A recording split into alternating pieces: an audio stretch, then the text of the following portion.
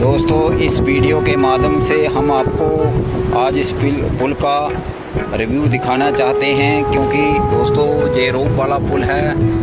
रोप आप जानते होंगे, ये लोहे के रस्से होते हैं, उनसे बंधा हुआ होता है। सारा बैलेंस लोहों के रस्सों के ऊपर होता है। दोस्तों ये जितना भी लोहे का पुल है, इसमें कोई भी बीच में कोई भी सपोर्ट नहीं लगा है दोस्तों, क्योंकि एक परली तरफ आप देख रहे हैं वही सपोर्ट है। इसको एक